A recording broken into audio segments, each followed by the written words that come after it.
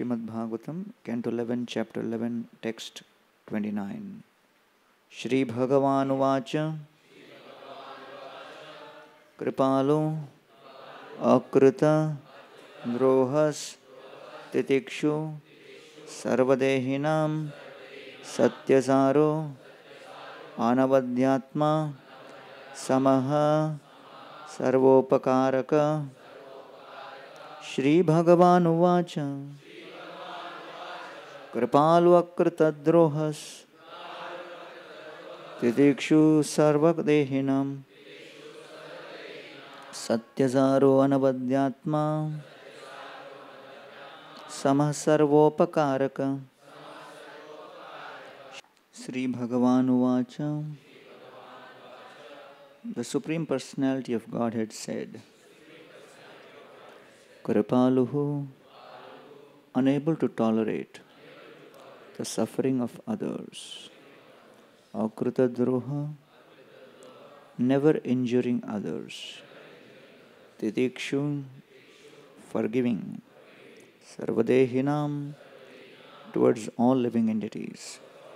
Satyasara, one who lives by truth, and whose strength and firmness come from truthfulness. Anavadhyatma, a soul free from envy, jealousy, etc. Samaha, whose consciousness is equal both in happiness and in distress. Sarva Upakaraka, always endeavoring as far as possible for the welfare of all others. Translation and purport by His Divine Grace, the disciples of His Divine Grace, Srila A.C. Bhaktivedanta Swami Prabhupada. Translation: The Supreme Personality of Godhead said, O Uddhava, a saintly person is merciful and never injures others. Even if others are aggressive, he is tolerant and forgiving towards all living entities. His strength and meaning in life come from truth itself. He is free from all envy and jealousy, and his mind is equal in material happiness and distress. Thus, he dedicates his time to work for the welfare of all others. Purport. Verses 29 to 31 describe the 28 qualities of a saintly person, and verse 32 explains the highest perfection of life. According to Srila Bhaktisiddhanta Saraswati Thakur, the 17th quality, Mat Sharana, or taking complete shelter of Lord Krishna, is the most important, and the other 27 qualities automatically appear in one who has become a pure devotee of the Lord. As stated in Srimad Bhagavatam 5.18.12, Yasyasti bhaktir bhagavati akinchana sarvair gunais tatra samasate suraha. The 28 saintly qualities may be described as follows. Kripalu. Number 1, Kripalu. A devotee cannot tolerate seeing the world merged in ignorance and suffering, the whiplashes of Maya. Therefore, he busily engages in distributing Krishna consciousness and is called Kripalu or merciful.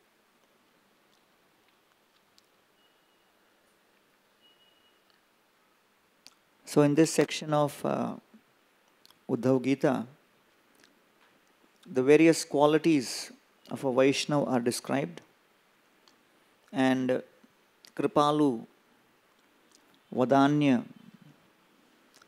Karuna, Sarva Upakaraka, these 4 qualities are very often repeated and considered foundational in a devotee's character. All are interdependent, all have similar context and meaning. Karuna basically means compassion. Kripalu means mercy. Sarva Upakaraka means one who is always working for others' welfare. And Vadanya means magnanimous. So, in different places, Kripalu is defined in different ways. First, it is described, Kripalu basically means to situate people in the eternal truth. when the soul has forgotten its relationship with Krishna, then to help the soul reinstate its position in relationship to Krishna. And therefore, these are considered to be as sarvair gunair tatra samasate suraha. So guna basically in English means virtue. Virtue comes from the Latin word virtus, which basically means prowess. Prowess or the power or the strength. So Srila Bhaktivinoda Thakur describes there are two kinds of gunas or virtues. One, that which arises from the soul itself, and second, that which is in relative to things of this world. So the relative virtue is called sambandhagata punya. Sambandhagata punya basically means relative virtues, and there are four of these kind of virtues which are described. First is what is known as instrumental goodness. Like we say, this person is very good with children, very good with dealings. So he is instrumental in displaying, certain reciprocations. Second is technical goodness, where someone is considered to be good in a particular skill which he has acquired. He's a good artist. He's a very good scientist. Like there is a famous story of, the president of Israel was very much impressed by Albert Einstein and his accomplishments. And after the World War II, there was a journey which he undertook. He invited Albert Einstein to join him on the crossing of the Atlantic. And then, the whole idea of that journey was that they were going to America, and the president wanted Albert Einstein to explain to him quantum mechanics, theory of relativity, and all these scientific paradigms. And the press was waiting in America expectantly for this historic visit. The president of Israel is coming, and along with that, Albert Einstein, the famous scientist, is coming in. And all through the journey, Albert Einstein was trying to explain to the president about all these concepts of science. And when they reached America, the press was very much eagerly awaiting. And as soon as they met the president of Israel, they started asking him, how was this journey? And how did you understand these scientific concepts explained by Albert Einstein? And the president said that in the entire journey, I understood one thing, that Albert Einstein has understood quantum mechanics very well. But it was very difficult for me to figure out. So somebody may have a certain skill, a certain ability, and you say, oh, he's very good in that. I may not be able to acquire that. Thirdly is hedonistic goodness, which means that this food looks good. That means its potential to give me pleasure is very good. And fourth is beneficial goodness. That yes, someone tries to do good for others. The intention is to help others. So all of these come under the purview of what is known as relative virtues. Sambandha gata punya. But Bhaktivinoda Thakur says that the jiva, the soul who is part and parcel of Krishna, the Atma, has certain qualities which are inherent to the soul. These are known as Swarupagata Punya. And the Swarupagata Punya are described to be 7. What are these qualities or virtues? First is justice. Second is honesty.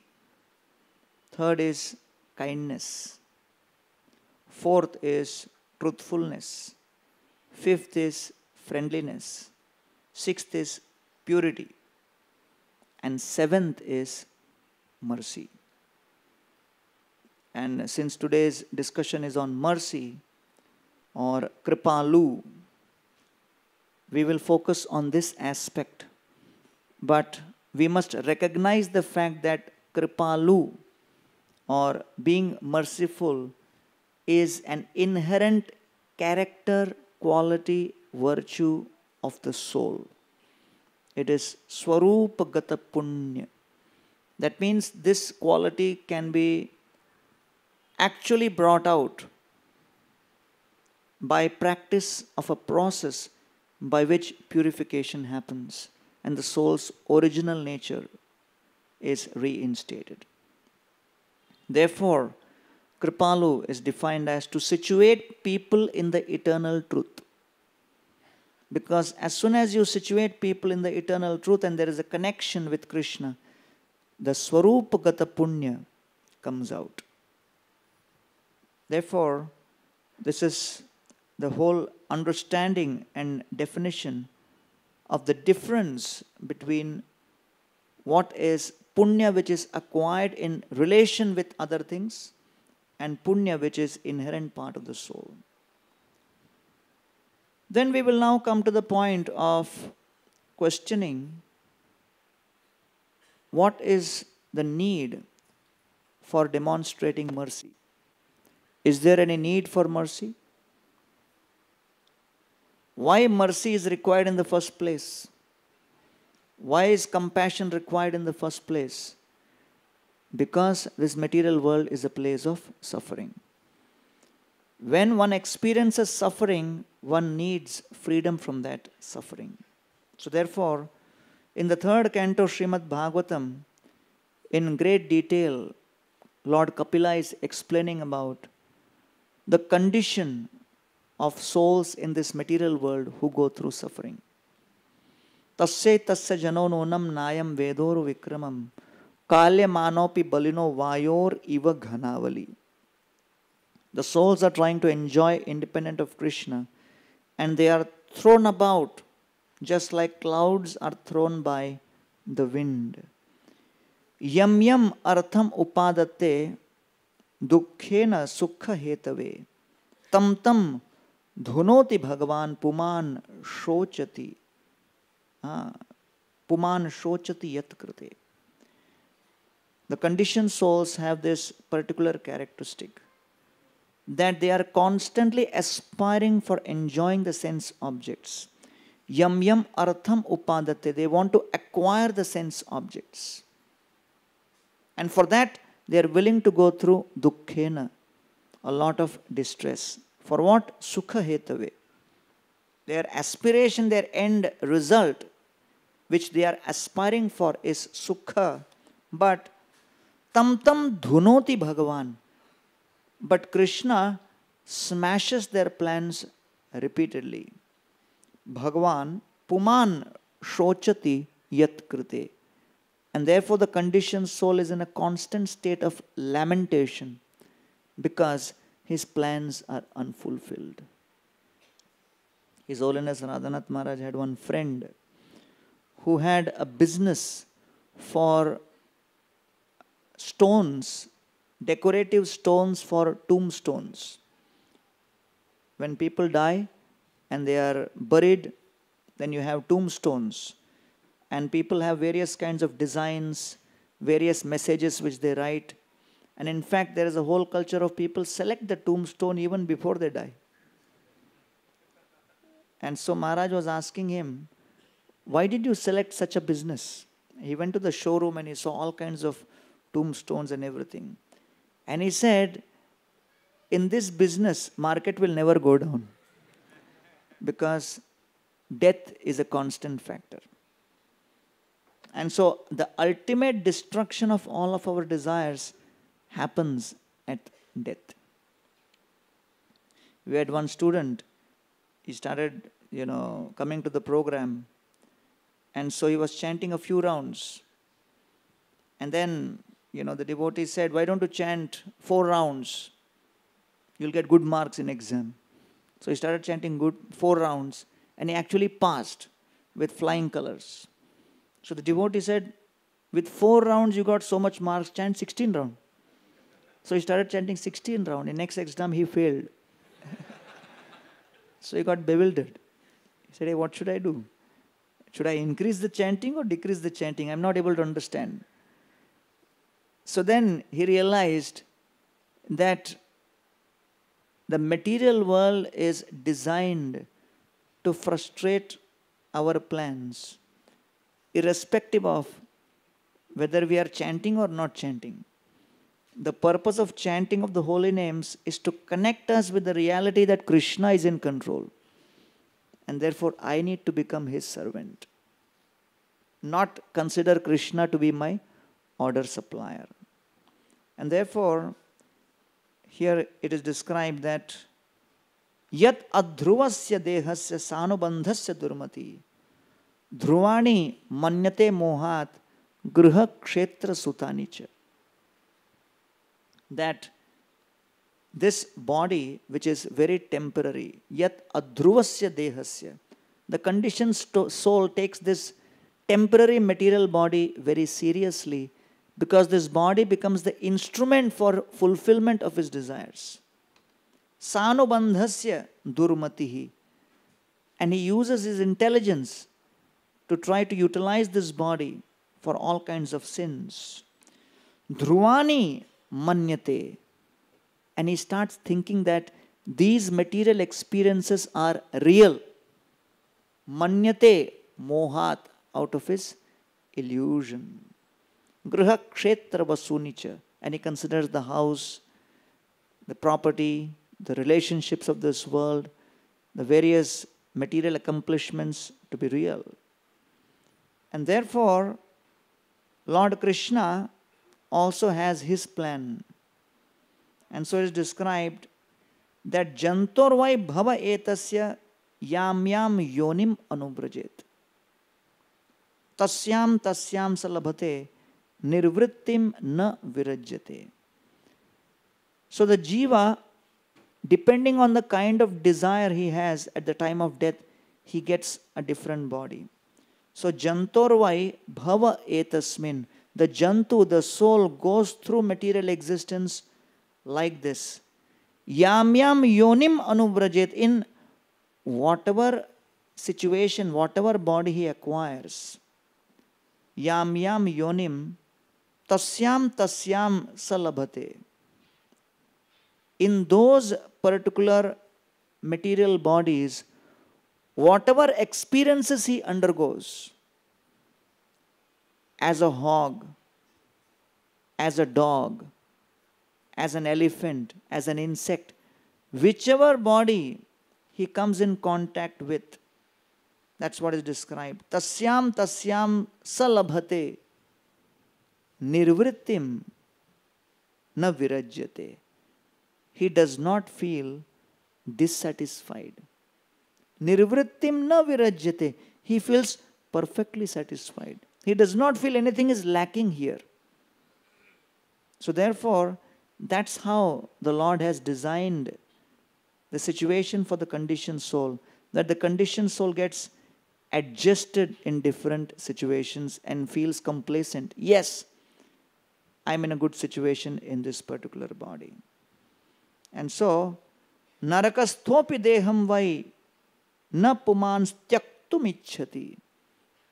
Even if he receives a body in hellish conditions, narakasthopi deham vai na pumams tyaktum ichhati. He does not want to give up even in hellish condition.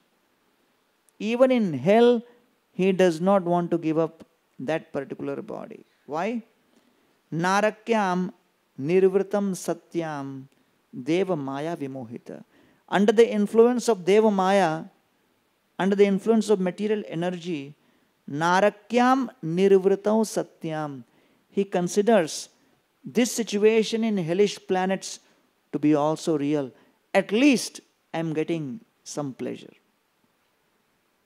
So therefore, this is the greatest challenge for each and every conditioned soul to overcome the so-called feeling of joy which he is experiencing.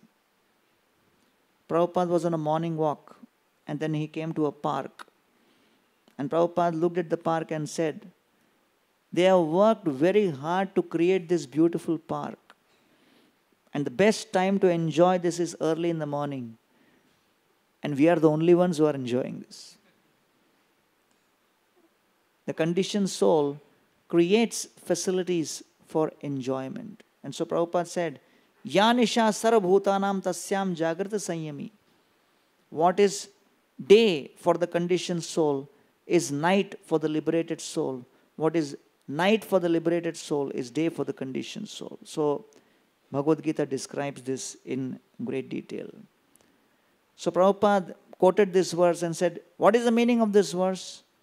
And Prabhupada said that the devotees, when they look at the conditioned souls and those who are trying to enjoy sense gratification, they laugh upon them. And when the conditioned souls look upon the devotees, they laugh upon the devotees. Right? Naturally, they cannot understand why the Hare Krishnas are doing what they are doing. But Prabhupada said, our laughing is better. Because we are situated in the reality of what is the nature of this material existence. And so, Kapila says, Gruheshu kuta dharmeshu dukkha tantreshu atandrita kuruvan dukkha pratikaram sukhavan manyate grihi. That in this conditioned soul, conditioned life, the soul is trying to extract the maximum pleasure in this difficult situation. Griheshu kuta dharmeshu dukkha tantreshu. He is going through difficulty after difficulty, challenge after challenge, suffering after suffering. Dukkha tantreshu. But kurvan dukkha pratikaram. He thinks somehow I will be able to counteract this dukkha. Sukhavan manyate grihi. And he thinks, because of this, I am very happy. And this is the greatest pleasure of my life. Sukhavan manyate grihi. So therefore, the conditioned soul goes through various sufferings. And because of the sufferings which the conditioned soul is going through, that suffering ends at the moment of death. Shayana parishochit bhi parivita swabandhubi vachyamano api na brute uruvedanaya astadhi. The conditioned soul is lying on his deathbed. Shayana parishochit bhi parivita swabandhubi. And various relatives, friends, family members are surrounding him. They are all lamenting. And then they are all looking at him, feeling helpless. We are not able to help him. He is dying. What can we do? And he is also looking upon them, thinking, what will happen to them? I have so many unlimited, unfulfilled desires. How will I fulfill it? Vachyamanopi na brute. He has a desire to speak something, but he is unable to speak. Vachyamanopi na brute. He is trying to share, but is unable to speak anything. So Narsingh Puran describes the story of a very old businessman, and he's constantly immersed in thoughts only of business, making more money. So his children, they develop some compassion and they call a saintly person and tell him, please take our father for some holy place. Take him for a tour. Because he's only thinking about business, and he's in his late 80s still. He's in constant anxiety and suffering. At least towards the last stage of his life, we should be peaceful. Take him out. And then so this saintly person took this old businessman out for a tour of the holy places. And then after a few days, the saintly person came back and reported, I cannot handle your father anymore. So the son says, what happened? Wherever we are going to the holy places, I can show him the holiest of all holy places. He is constantly thinking of how to make more and more money even there. If I remain with him, I will start a business. So the sons tell him, no, give one more opportunity. Don't give up so soon. You should definitely try to transform him. You can do it. And so he takes him now to Varanasi, Kashi. And he takes him right to the place where there are the burning ghats in Varanasi, which are very famous, where dead bodies are burnt. And then as soon as this old man enters and sees the dead bodies being burned on this funeral pyre, tears start flowing from his eyes. And the saintly person is very impressed. And he looks at this old businessman and says, at last, do you understand how you wasted your life? And he was crying and said, yes, I really understood how I wasted my life. Then he said, why didn't you realize this before? And then this old man said, well, I'm just thinking how I wasted my life. I did entire life business in cloth. If I knew there was so much demand for wood, I would have done business in wood also. So that was his realization, even at the time of death. So, Bhagavatam says, Vachya manopi na brute uru vedanaya. So there are two kinds of Vedana. One Vedana is, there is pain in the body. And the second Vedana is, one is unable to fulfill his desires. And there are unfulfilled plans. And therefore, every conditioned soul's life story is going to be this. Because even if till the moment of death one remains healthy, the moment of death brings great pain. But on the other hand, what is the solution for the pain caused by unfulfilled desires?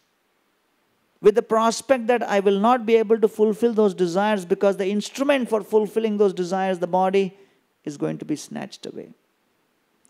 Therefore, a devotee is very merciful, kripalu. He wants to alleviate the suffering of other conditioned souls as described by Lord Kapila. And so, we need devotees' intervention in the life of the conditioned souls. Only then they can be delivered. A Vaishnava is therefore a very powerful intermediary who transforms the story of the conditioned soul's life. And so that Bhagavatam 11th canto asks a question. Who is more powerful, devotee or demigod? And then the answer is given. Bhajantiya yatha deva, deva api tathaivatan. Chayeva karma sachiva, sadhavo deenavatsalaha. And the answer is given. A devotee is more powerful even than a demigod. Why? Because Chayeva karma sachiva, the demigods simply keep record of all the karmas. They only keep the record. Just like they are sachiv, they are like secretary. They only keep account. But they do not have the power to erase that account of karma, to nullify that karmic account, to cancel it. Sadhavo deenavatsala. Only the devotees have that power to do that. Therefore, they are considered more powerful. Of course, we are just trying to be servant of the devotee. So we should not think I am like more powerful than demigods. Oh, I never knew that. Oh, thanks for that information. Most important point in today's class. No, the devotees, the The demigods are very, very powerful personal associates of the Lord, but they have been given a certain task of keeping track of the karmas. And therefore, the devotee's intervention is extremely important. And so Lord Chaitanya Mahaprabhu is glorified by Sarup Damodar Goswami. When he meets Mahaprabhu first time, he offers his obeisances to Lord Chaitanya Mahaprabhu.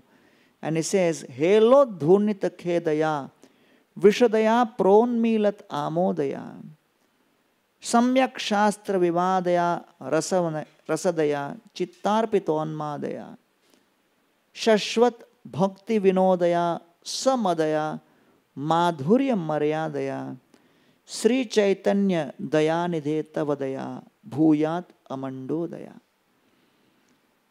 So Sarup Damodar Goswami is amongst the most powerful scholar followers of Mahaprabhu. Sangite Gandharva Sama Shastre Brihaspati Damodara Sama Ar Nohi Mahamati. There is no one as powerful scholar as Sarup Damodar Goswami. So in this beautiful verse, he glorifies Mahaprabhu as the embodiment of Daya. And he says, basically Mahaprabhu and Mahaprabhu's mercy enters into the life of conditioned soul at 3 levels. First level he says, Helo dhonita khedaya vishadaya pronmilat amodaya. When the conditioned soul is going through suffering, and then that suffering creates a doubt in his mind. What is that doubt? Why am I going through suffering? Right? Many years ago when we just began the Govinda's restaurant and we hardly had any customers coming in, so I would oftentimes go to see how many have come, who has come, and sometimes they would report, "Ek customer aa gaya." And say, "Oh wow." Offer them garland and chandan, and it was like a big thing. So then I was just with somebody talking to him, one customer. And then at that moment, another customer came in. He looked at me. He thought this is ISKCON restaurant, so this must be a waiter. So he looked at me and said, "Ek dosa leke aana." So I went inside and said that, okay, there is an order for a dosa. And in the meantime, I started talking to this first gentleman whom I was talking to. And the second customer came and sat down. The waiter came out. And he said, "Sir, what is your order?" And he said, "I already gave the order." So he said, "To whom did you give the order?" So he pointed to me, saying, "Inko de diye." So he said, "Arey Baba, he is not a waiter. I am the waiter." "Huh? He is not a waiter. Who is he?" So he said, "Oh, he is a preacher of Gita." So the customer said, "I am very interested in Gita. Tell him that as I am eating dosa, he should tell me Gita." So I sat right in front of him because, we were also happy someone is eager to hear. And the dosa came and he said, "Maharaj, sunaiye Gita." So it was like a farmaishi karikram. And then I said, the essence of Gita is we are trying to be the controller. Our desires get frustrated. We go through suffering. He stopped eating the dosa, looked at me and said, "I just lost my job." How true. Gita is so relevant, so practical. Tell me more. And then in 10 minutes, as he was completing the dosa, I had time to complete the 6-session course. And then he was really eager. And he said, "Okay, I will take this mantra and mala, whatever you're saying, and I'll start something." So here, Adav Shraddha means faith. But faith begins with doubt. Doubt in what? Doubt in my current paradigm. That I think, let me work, let me enjoy sense gratification, that will give me joy. People start getting doubt in that.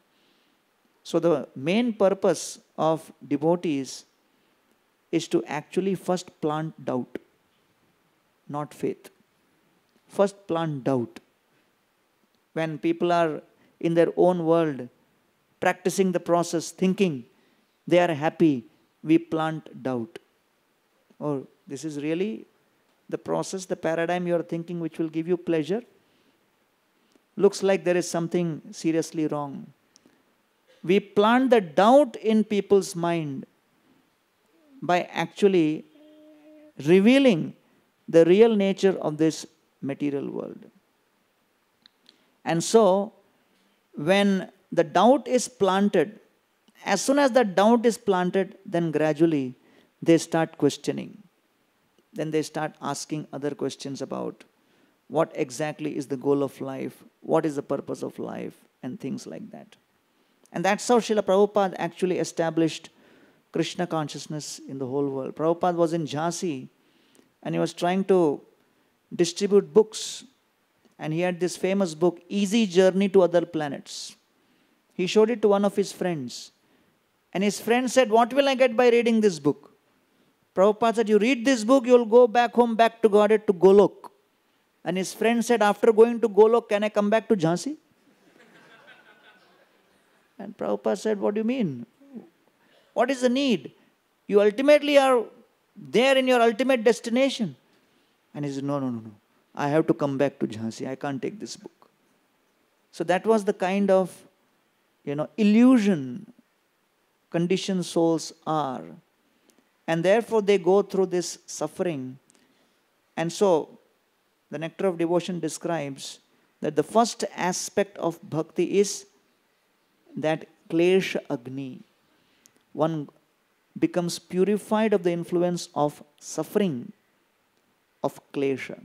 So, helo dhunita khedaya, Mahaprabhu's grace, first of all, purifies the soul out of his anarthas. So, adaushadda, sadhusanga, bhajana kriya, anartha nivritti. So, Mahaprabhu's grace helps the conditioned soul go through anartha nivritti.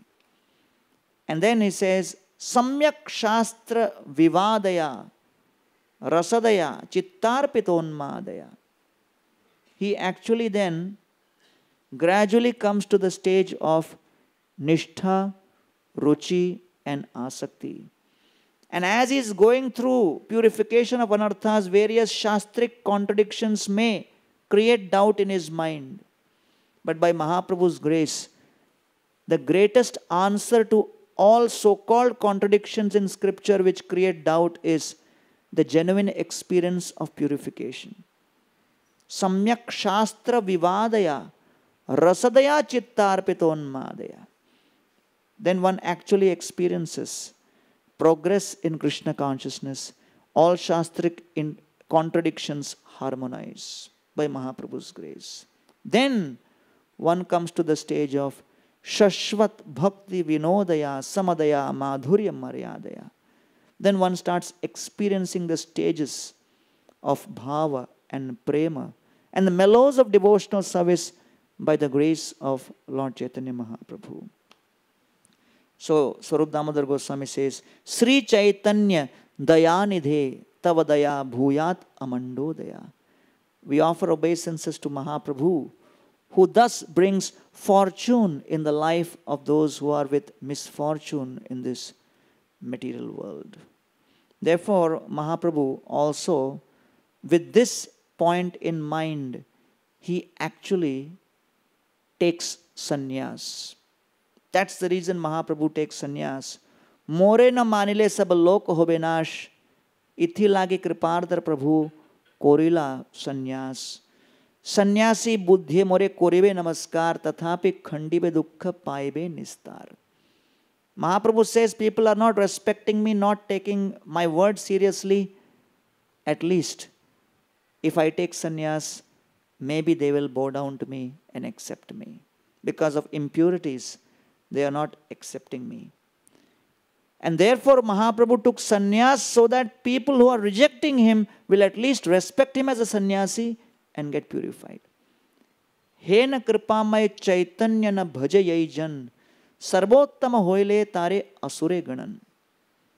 And he says, one who does not accept even such a merciful Lord Chaitanya Mahaprabhu, he is the best amongst asuras. Why? He is rejecting mercy which is coming.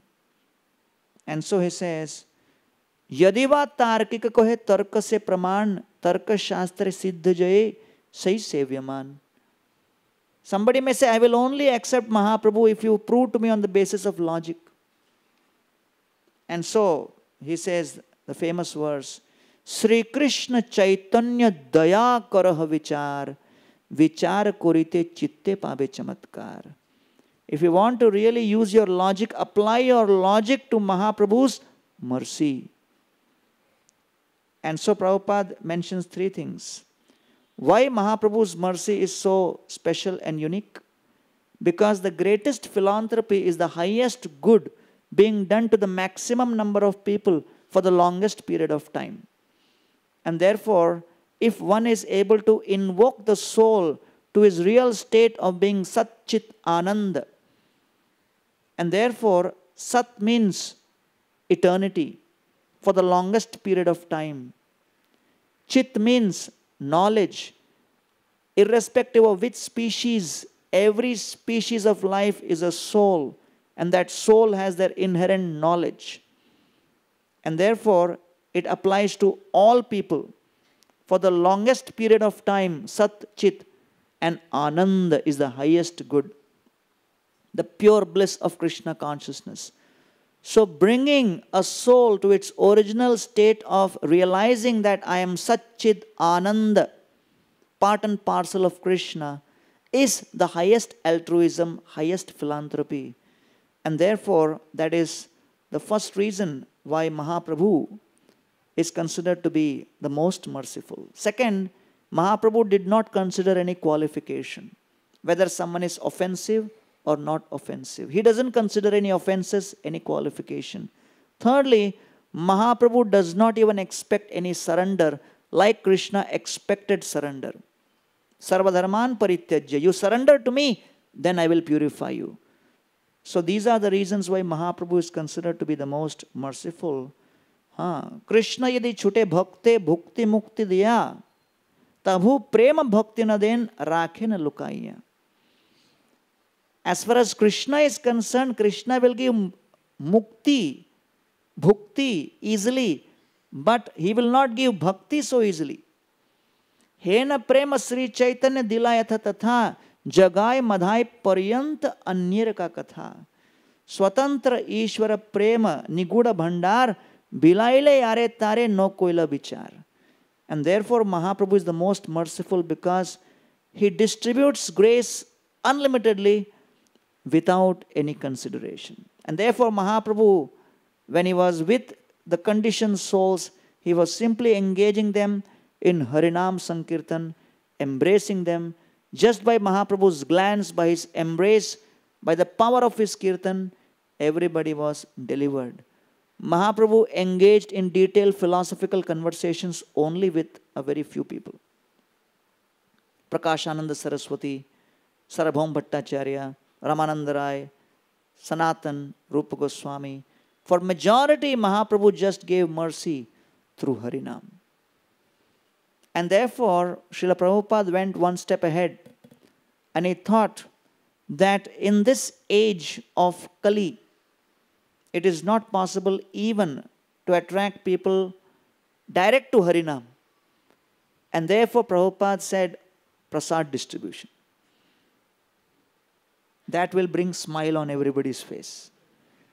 That will make everybody look at the Hare Krishna devotees with little favorable attitude. Right? That purifies the senses. And when the senses are purified, then the Harinam Sankirtan purifies the mind. We were in a South India tour and we had set up the prasadam and everything, and suddenly, one police vehicle came in and they said, hey, have you taken permission and this and that? He said, yes, we have taken permission. I said, no, where is the papers? I want to see immediately. I said, Baba, the buses are coming and the in charge is there and he will show you all the permission. No, I want it right now. And he was really like in an angry mood. So we had just cooked South Indian menu and we had made moong dal paisam. So I thought, I don't have any permission letter to show now, but I have moong dal paisam to share. So I brought him moong dal paisam in a drone and said, please take this. And he said, oh, what is this? I'm asking something, you are giving something else. I am saying, no, Baba, we are just waiting. In that meantime, why don't you just have this? So reluctantly, he took one bowl and then he said, can I have one more?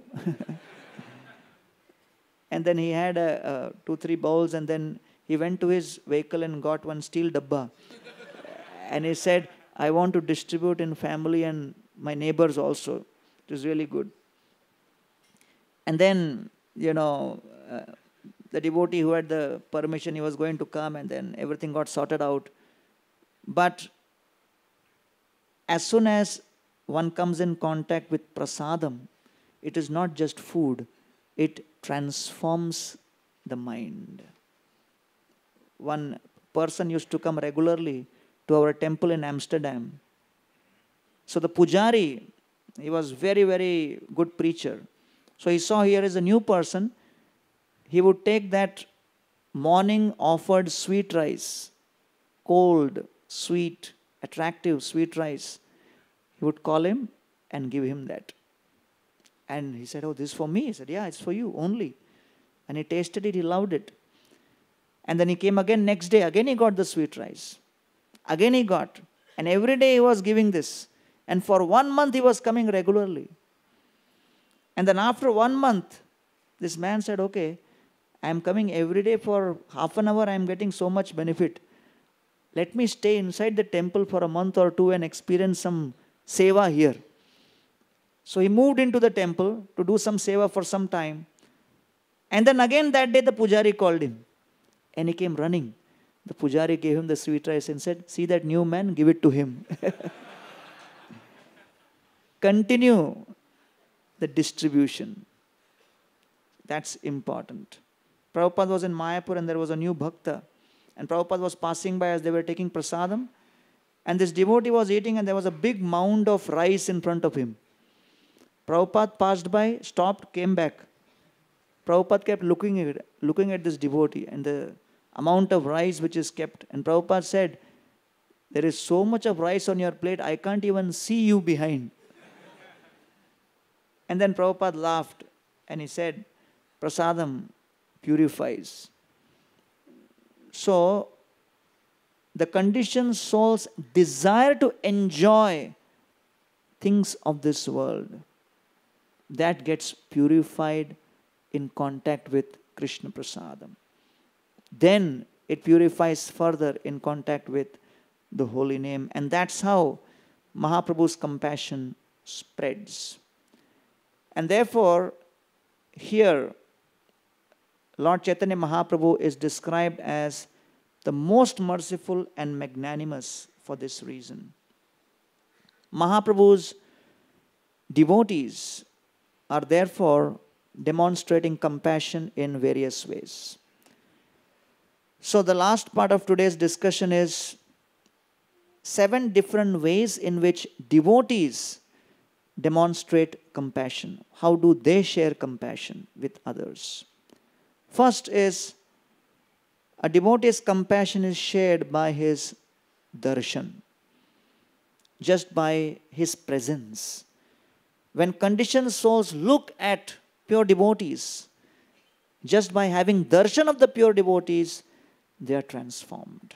Yat pada samshraya sota mune prashamanaya sadyo punanti upasprishtah swardhuni apo anusevaya. Ganges purifies in contact, but pure devotee purifies just by seeing from a distance. And therefore, when Shukadeva Goswami enters, Maharaj Parikshit looks at him and says, Yesham samsmaranat pumsam sadyo shuddhyanti vaigriha kim punar darshana sparsha pada shauchasanadibhi. Says, what to speak of touching you, taking the dust of your feet upon my head, just by seeing you, we are purified, O Shukadeva Goswami. And so when Lord Chaitanya Mahaprabhu comes in front of Ramananda Rai, Ramananda Rai glorifies Mahaprabhu and says, Mahat vichalanam dranam. He says, Mahanta swabhava ei tarite pamor, nijakare nahitabu ya taraghor. And he quotes Nanda Maharaj glorifying Gargacharya, Mahat Vicharanam Ranam Grihinam Dina Chetasam Nishreyasaya Bhagavan Kalpate na Anyatha Kvachit. Dina Chetasa means very small minded, constantly meditating on selfish thoughts. I, me, mine, I, me, mine. It is called Dina Chetasam. The consciousness is very restricted, very limited.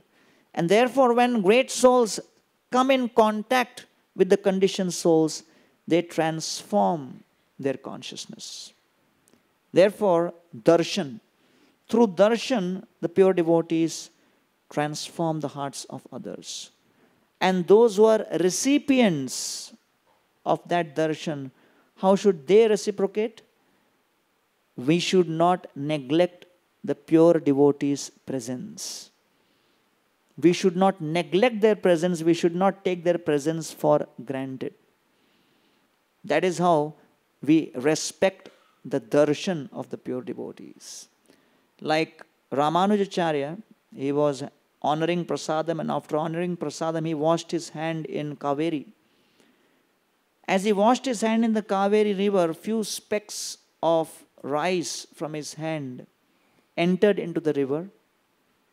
And then some fishes, they took that Mahaprasad, and suddenly the fishes got 400 form, and right in front of all the disciples ascended to Vaikuntha.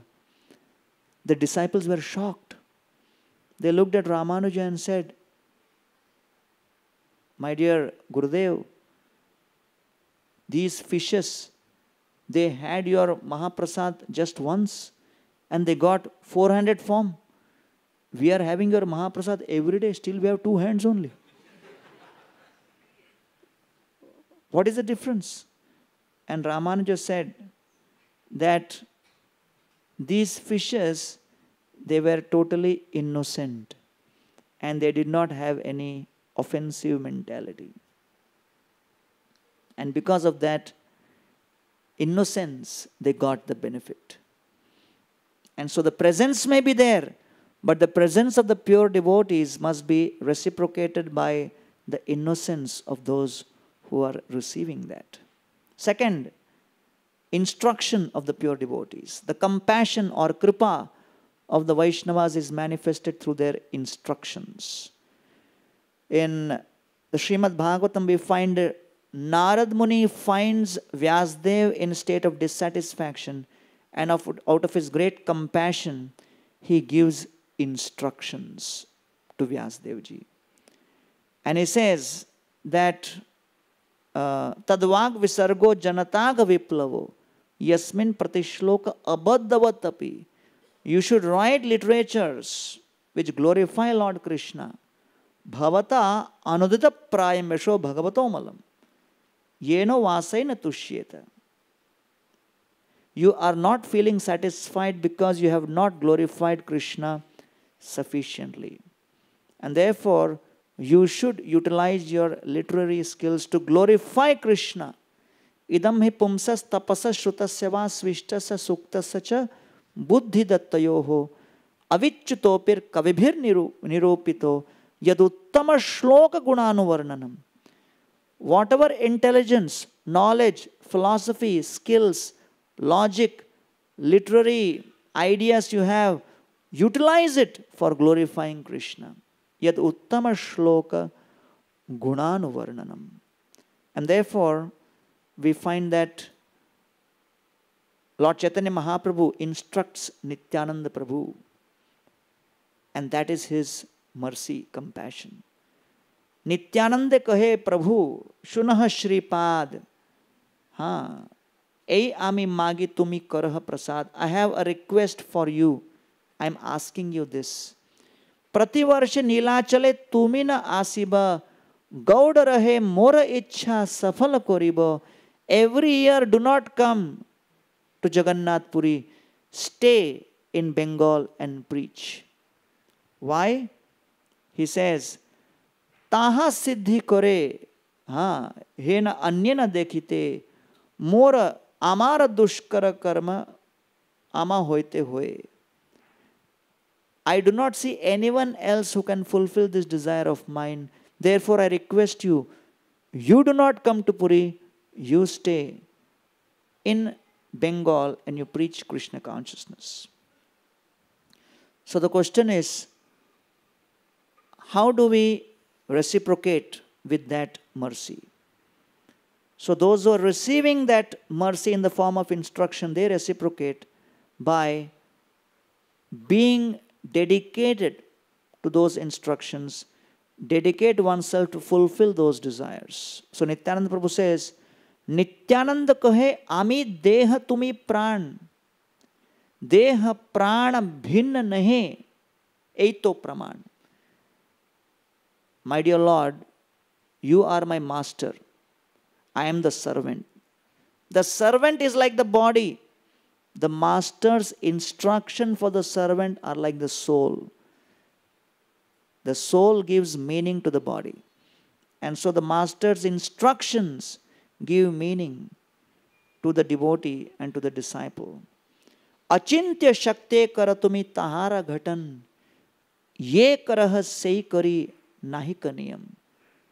Nityananda Prabhu says, even though sometimes the instruction may appear impossible to follow, Achintya Shakti Tumi, by your inconceivable potency, Tumi Tahara Ghatan, you will make the impossible possible. To preach Krishna consciousness in Bengal appears impossible to me now, but maybe by your inconceivable potency, it will happen. And therefore, the recipient must be very open to the idea of preaching Krishna consciousness and spreading Krishna consciousness. And so Srila Prabhupada, as I described, in the initial days had difficulty, challenges. But then when he went to America and then when he came back to India, there were so many people who were willing to take up Krishna consciousness. And Prabhupada brought the dancing white elephants, and then he was going program after program in different people's homes and transforming their lives, transforming their hearts. Prabhupada did a program in Aligarh. You know, there is the house of the owner of the Tiger Lock Company. And Prabhupada did a program. And then as Prabhupada was speaking, there was a minister also who was sitting there. And this was during the time of, emergency. And that time the government had one, slogan, Kam adhik bate kam. There was a slogan at that time. So then as Prabhupada was giving a talk, and Prabhupada started referring to that slogan, and he says, they are saying Kam adhik bate kam. Gita is saying Kam kam bate adhik. So everybody got bewildered because it was totally different idea. Prabhupada said, yes, because first understand Krishna's message. Arjuna first heard the Gita. Then after hearing the Gita, he engaged in fighting. So first understand what is your position, what is your duty, then you perform the duty. So therefore I say, Kam kam bate adhik. And then Prabhupada's lecture style is he goes on hammering one point repeatedly. Kam kam bate adhik. Kam kam bate adhik. So the organizer got little bewildered that how will the minister react. So he came on the stage and whispered in Prabhupada's ear that Prabhupada ji, Mantri ji bhi yahan hai. Prabhupada in the mic said, Kahan hai Mantri ji? And that minister was right there. He said, Swami ji, hum yahan hai. Prabhupada said, Gita is saying like this, first you understand philosophy, first understand duty, and then perform the duty. Is there anything wrong if I say, Kam kam baat hai? Nahi Swami ji, aap theek bolte ho. And Prabhupada said, just see, even minister is accepting this fact. The fact is, the Gita is meant to help you realize your actual duty.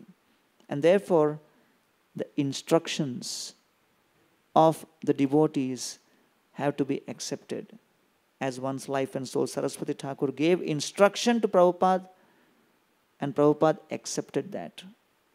And that instruction given by Saraswati Thakur to Prabhupada is a display of his Kripa. The third way in which Kripa manifests is through Sangha and Seva. The devotees give opportunity for Vaishnava Seva, for offering Vaishnava Seva. And so Narad Muni experienced this compassion of the Bhakti Vedantis. Uchishtalepan anumodito dvijo sakritsma bunje sadapashta kilbisha.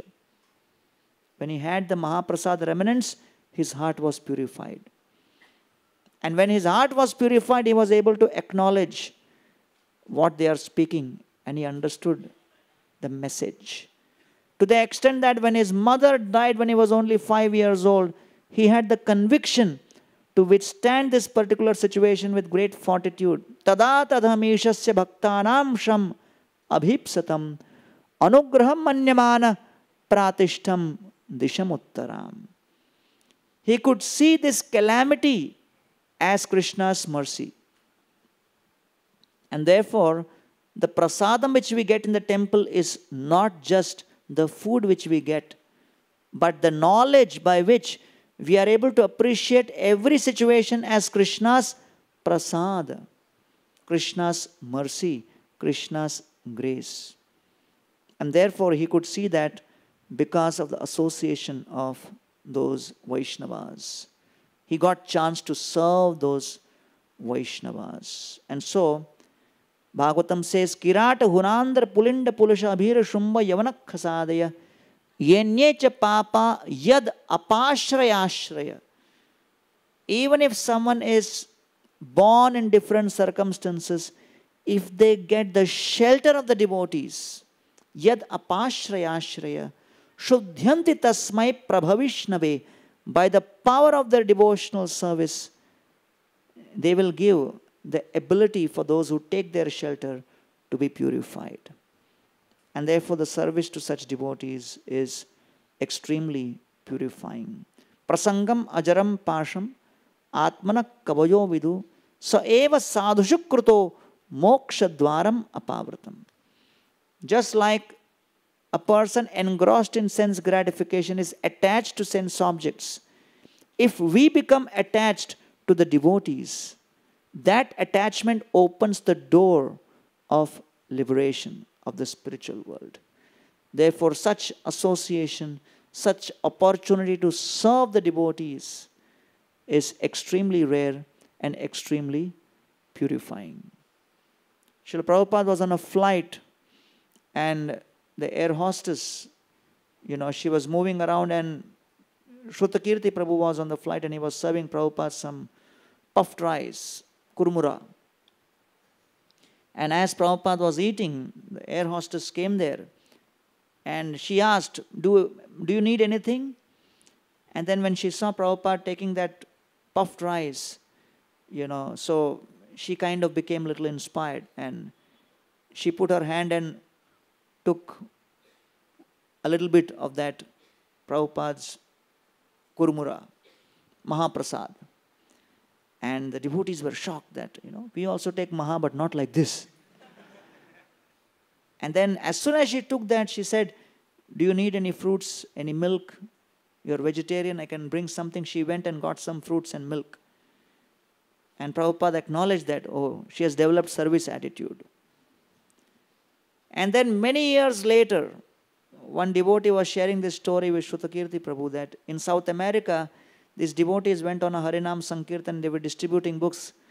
And one lady invited them to the house and revealed to them that in my younger days, I was the air hostess, I was on this flight, and then Srila Prabhupada was there, and I tasted the Mahaprasad remnants, and after that, I started searching for books written by him. I got connected to the devotees, and she was now initiated devotee. She had Gaur Nitai deities at her house. That was the power of association, of even kurmura, which is touched by the lips of a pure devotee. So the Sangha is very powerful. The fourth way in which the mercy flows is through the writings, through the shiksha or the message of the devotees.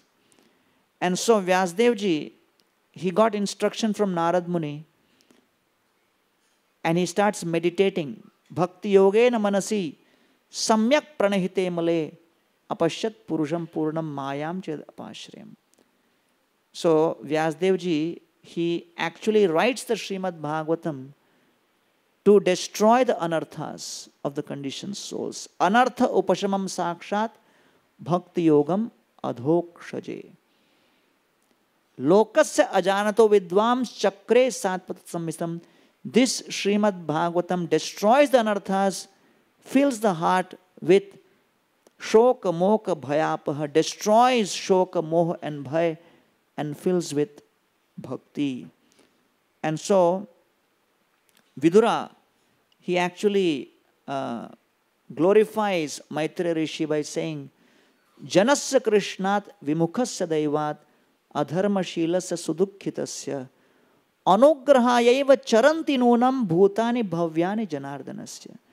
Great souls travel place to place distributing Krishna Katha, the message, and bringing conditioned souls who are faced against Krishna and bringing them towards Krishna. And therefore, how do we reciprocate with this message? We reciprocate by studying these books, understanding these books, applying these books in our own life.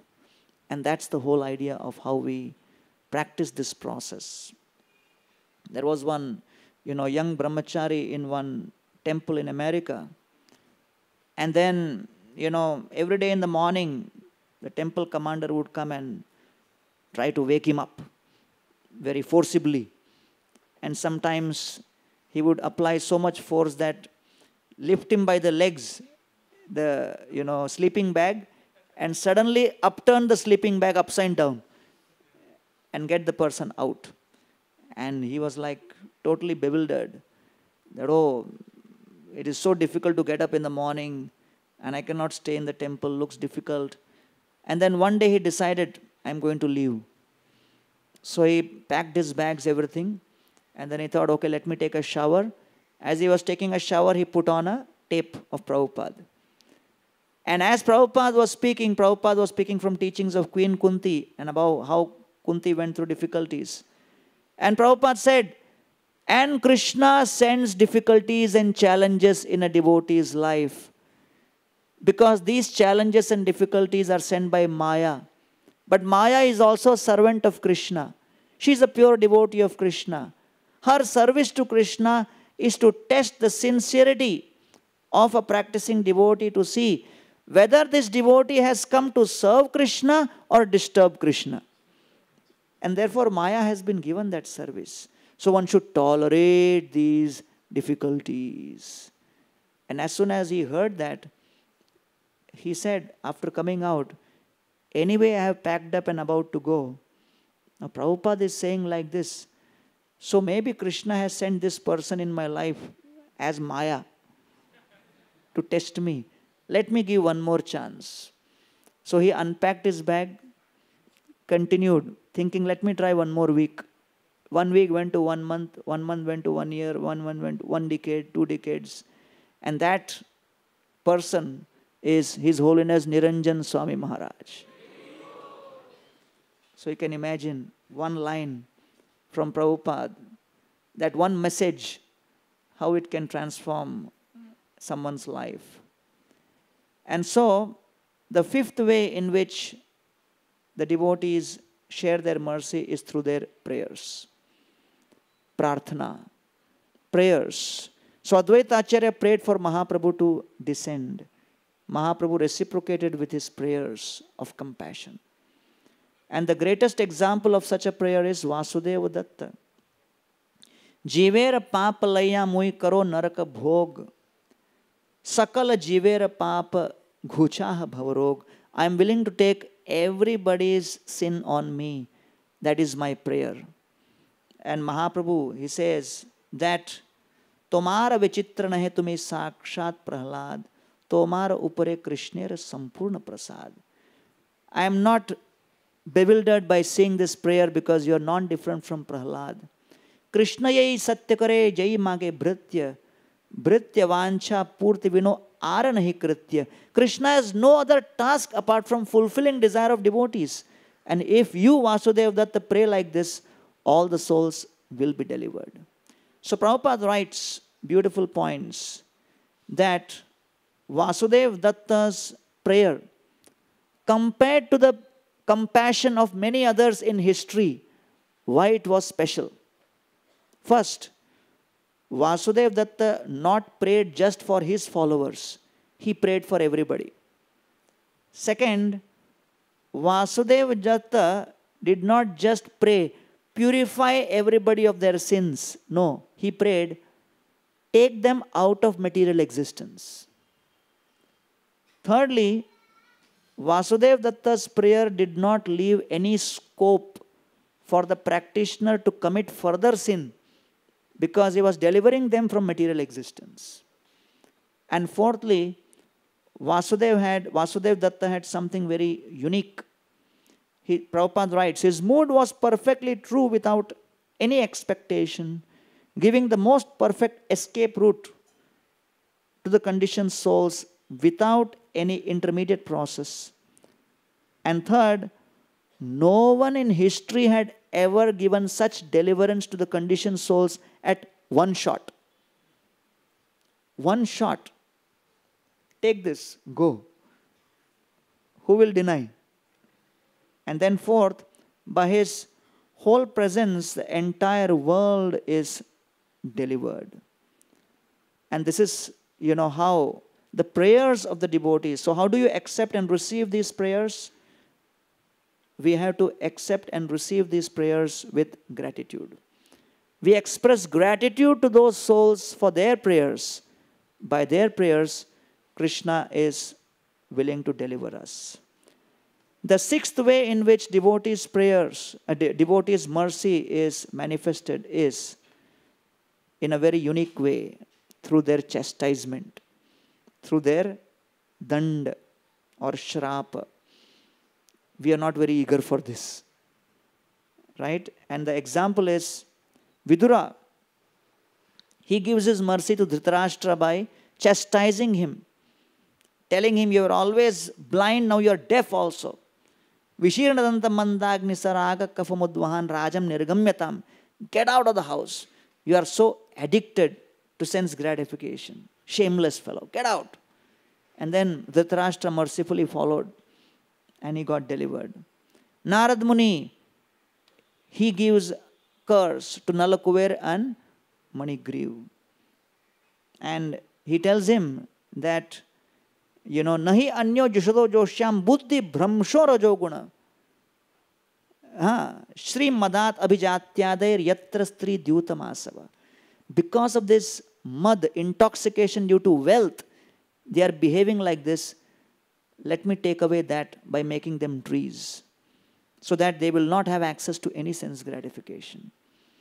And he gives them the curse, at the same time gives them the benediction that they will get Krishna's darshan. And Krishna will deliver them. So when Lord Damodar is pulling that ukhal, Lord Damodar comes to the spot and he sees Nalakuber and Manigriv. Then he remembers, Risher Bhagavata Mukhyasya Satyam Kartum Vacho Hari Jagama Shanakais Yatra Yatrastam Yamalarjuna. He remembers, Narad Muni had said this, I have to deliver them.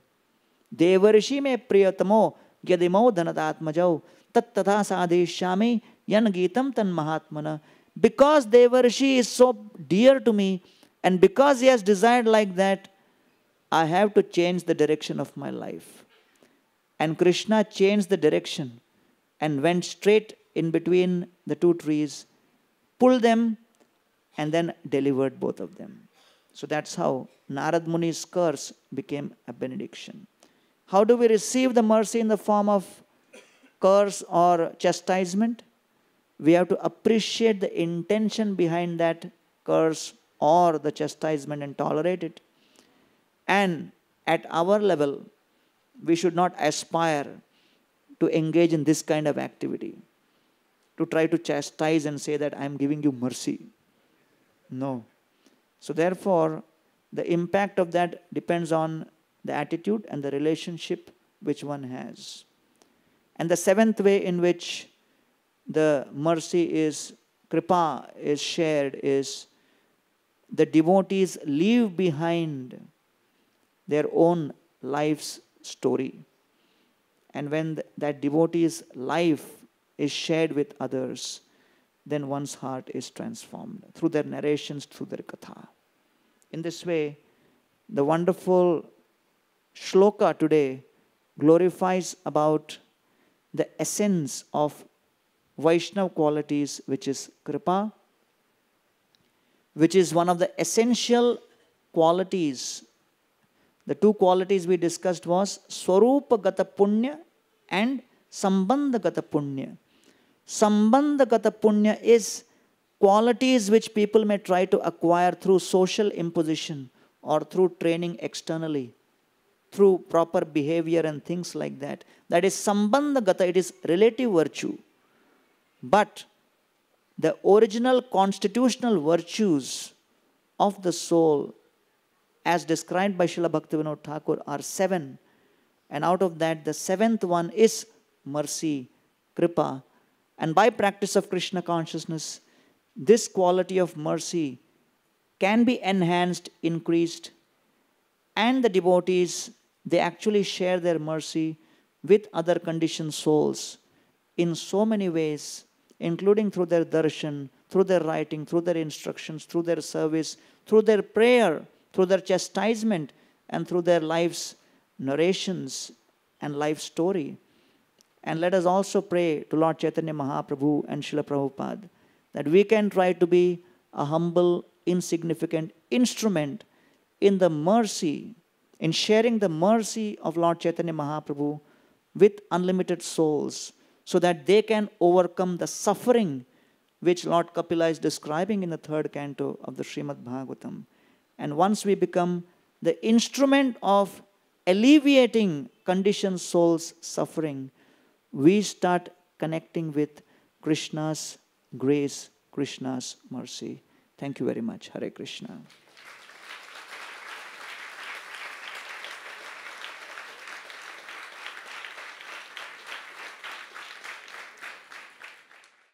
RG Media YouTube channel. Like, share, subscribe.